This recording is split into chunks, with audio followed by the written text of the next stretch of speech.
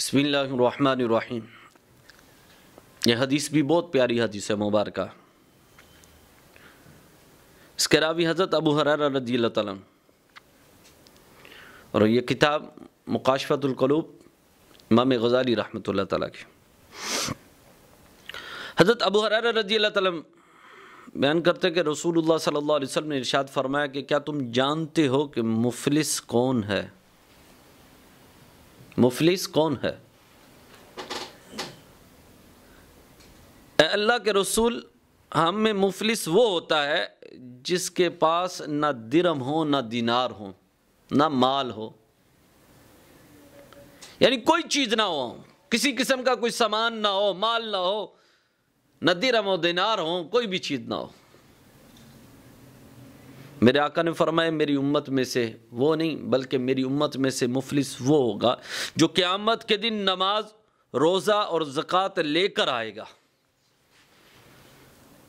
نماز، روزہ، زکوٰۃ لے کر آئے گا، ان کا اجر و ثواب لے کر آئے گا،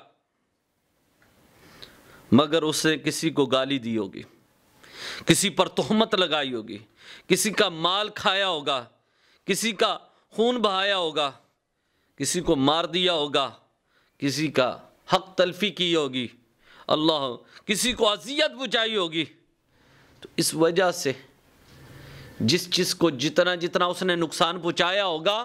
اس کی نیکیاں اتنی اتنی اس بندے کو تقسیم کر دی جائے گی۔ اگر کسی کو گالی دیتا ہے، کسی پر تہمت لگاتا ہے، کسی کی غیبت کرتا ہے، کسی کو ناحق قتل کر دیتا ہے، نمازیں بھی پڑھتا ہے، روزے بھی رکھتا ہے، زکوٰۃ بھی ادا کرتا ہے، عبادات بھی کرتا ہے، حج بھی کرتا ہے، ساری عبادت، صدقہ خیرات بھی کرتا ہے، لیکن لوگوں کو اذیتیں پہنچاتا ہے،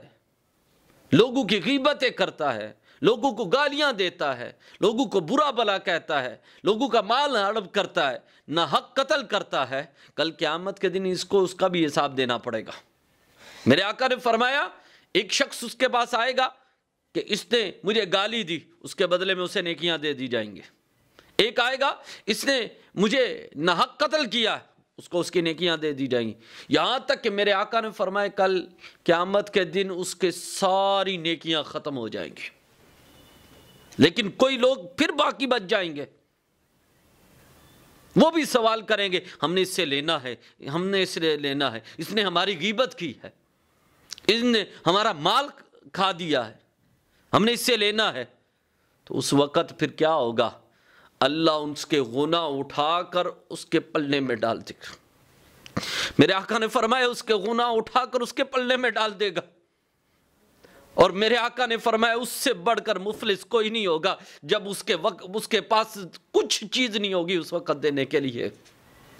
سوائے گناہ اس کے پلنے میں ہوں گے، نیکی کا ایک قطرہ بھی اس کے پاس نہیں ہوگا۔ وہ اس وقت مفلس آدمی ہوگا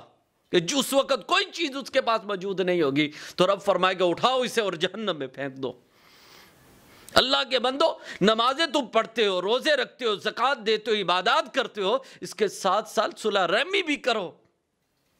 کسی کو گالی نہ دیا کرو، کسی پر تہمت نہ لگایا کرو، کسی کی غیبت نہ، ہم بیٹھے ہوتے ہیں غیبتیں کرتے ہیں، تہمتیں لگاتے ہیں، جھوٹ بولتے ہیں، کسی کو نقصان دینے میں دیر نہیں لگاتے، کسی کا مال ہڑپ کرنے میں دیر نہیں لگاتے، ناپ تول کے اندر ہم کمی کرتے ہیں۔ کل قیامت کے دن ساری چیزوں کا حساب ہوگا، یہ کل قیامت کے دن پھر نمازیں بھی ختم ہو جائیں گی، سب کچھ ختم ہو جائے گا، پھر اس وقت کیا تم جواب دو گے اللہ کو؟ اس وقت ہے کہ توبہ کرو، اور جن دوستوں سے، بھائیوں سے، رشتہ داروں سے، جن دوست احباب سے تم نے زیادتیاں کی ان سے معافی مانگو، اگر ان کا کچھ دینا تو دے دو دنیا پر، کل قیامت کے دن پھر وقت اعمال کی وجہ سے ہی آئے گا کہ لاؤ اس کے مال دو، اس کے جو کچھ ہے دنیا میں دے دو۔ تو اس وجہ سے اپنے آپ کو ان گناہوں سے بچاؤ، آج وقت ہے تمہیں کہ آج اپنے آپ کو ان گناہوں سے بچاؤ۔ دعا ہے اللہ عمل کی توفیق عطا فرمائے۔